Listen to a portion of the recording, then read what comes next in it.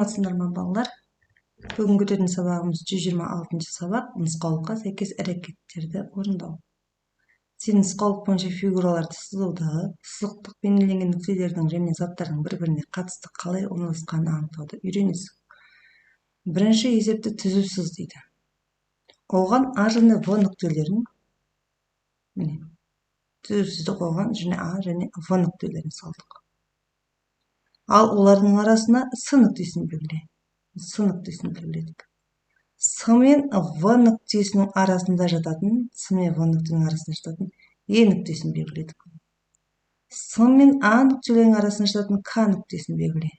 С мен А нүктесінің арасында жататын К нүктесін белгіледік.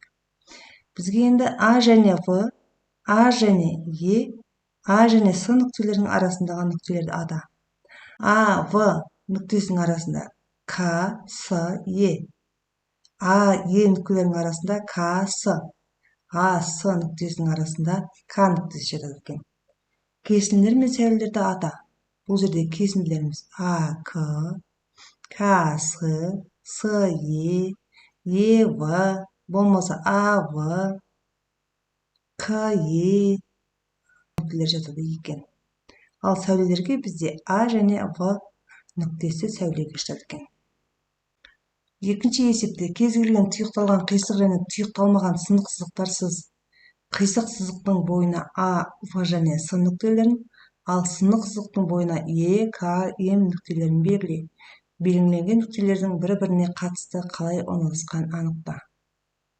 Бірінші бізде тұйықталған қисық, екіншісі тұйықталмаған сынық сызық болады. Олардың бойынан А, В, С нүктесін белгіледік. Ал тұйықталмаған сынық сызықтың бойынан Е, К, М нүктелерін белгіледік. Нүктелер қалай орналасқан дейтін болса, А, В, С нүктесінде тұйықталған қисық сызықтың бойында орналасқан. Е, К, М нүктесі тұйықталмаған сынық сызықтың бойында орналасқан. Тұйықталған қисық сызықта нүктелерді бір-біріне қосуға болады. Ал тұйықталмаған сынық сызықтарда нүктелерді қоса алмаймыз. Үшінші есепте бос көздерге 4, 5, 13, 3, 11 сандарын қой. Егер теңістік тура болса, онда есептеуді сағат тілінің бағытымен, ал теңістік тура болмаса, онда сағат тілінің бағытына қарсы орында. Көрейік, бірінші 4 деген санды алып көрейік. 4 кіші 8-ден. Теңсіздігіміз тура болып тұр. Теңсіздігіміз тура болса, сағат тілі бойымен өрнекті шығарып көреміз. Белгісіз санның орнына 4-ті қоямыз. 4-ке 4-ті қоссаңыз 8, 8-ді 4-ке көбейтсем 32. Келесі 5-ті алайық. 5 кіші 8-ден. Теңсіздігіміз тура. 5-ті белгісіз санның орнына қоямыз. 5-ке 4-ті қоссақ 9, 9 4-ке көбейтсек 36. Келесі 13 санын аламыз. 13 8-ден кіші. Теңсіздігіміз тура емес, онда сағат тіліне қарсы бағыттағы өрнекті аламыз. 13-тен аламыз алтыны, жақшаның ішінде көбейтеміз 5-ке. 13-тен алтын алсақ 7, 7-не 5-ке көбейтсек 35. Келесі 3 санын алайық. 3 кіші 8-ден теңсіздігіміз тура, онда сағат тілінің бағытымен аламыз. 3-ке 4-ті қосамыз 7, 7-ге 4-ті көбейтеміз 28. Келесі 11 санын аламыз. 11 кіші 8-ден теңсіздігіміз тура емес. Сағат тілінің бағытына қарсы өрнекті аламыз. 11-ден алтын алсақ 5, 5-ке 5-ті көбейтсек 25. Балалар, каналға тіркеліп лайк басуды ұмытпайық. Төртінші есепте суретке қара әріптер мен сандарды пайдаланып фигуралардың төбелері болып табылатын нүктелердің орналасуын, яғни координатасын анықта. Мысалы, бақша. 11 бірінші біз бағандағы сандарды алады екенбіз. 11. Мына нүкте ғой, мынау бұрышы. 11 қиылысқан нүктені аламыз Келесі үшбұрыштың мына төбесіне қарайық.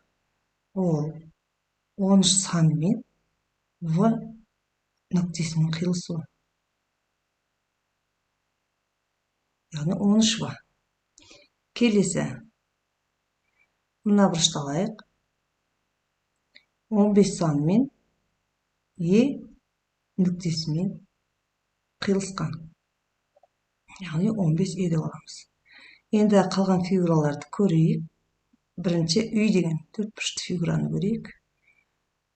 Бірінші бұрышын алайық, бұл 2-де А. Келесі екінші бұрышымыз 2-де Д. Келесі мына бұрышты алайық, 8-де А, 8-де Д. Көлік жай. Мына бұрышын алайық, 12-де А. Мына бұрышын алайық, 11-де Б. Мына бұрышын алайық, 14-де А. Мына бұрышын алайық, 15-де Б. Жүзу бассейн алып көрейік координатасын.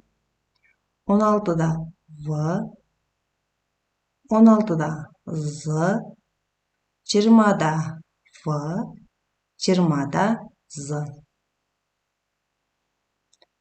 Балалар түсінікті болған шығар деп ойлаймын. Келесі есепке көшейік. 5-ші есеп. Мына нұсқаулық бойынша дәптерге жел диірменін сал. Мына жерде бізде нүктелер беріліп тұр екен. Қызыл, қара, жасыл, сары, көк. Осы бойынша біз бағыттауыштарды қойып шығамыз. Қызыл нүктеден бастап, қызыл нүктеміз тұр. Бағдар сызық жүргіз. 2 торкөз солға қарай.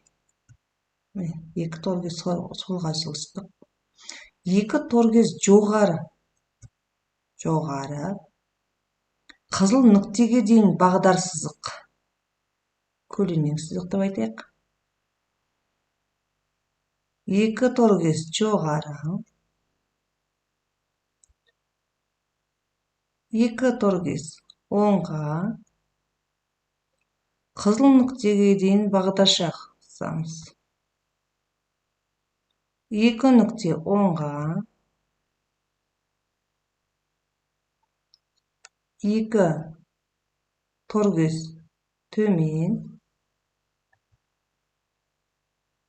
Қызыл нүктеге дейін бағдарша. 2 торкөз төмен. 2 торкөз солға. Қызыл нүктеге дейін бағдарша. Енді келесі ә. Көк нүктеден бастап, көк нүкте дегеніміздің астында тұрған нүкте, ең астындағы жалғыз тұрған. Сол нүктеден бастап 7 торкөз жоғары. Көк нүктеден бастағанда көк сызық қойдым. Қызғылт сары нүктеден 7 торкөз төмен, сарыға сары қойдым. 2 торкөз солға. Келесі тапсырма Б. Қара нүктеден бастап жасыл нүктеге дейін. Қара нүктені бағдаршамен белгіледік. Қызғылт сары нүктеге дейін. Яғни бізде жел диірменінің суреті салынды нұсқаулық бойынша. Осымен балалар бүгінгі сабағымыз аяқталды. Каналға тіркеліп лайк басуды ұмытпаңдар. Келесі сабақта кездескенше.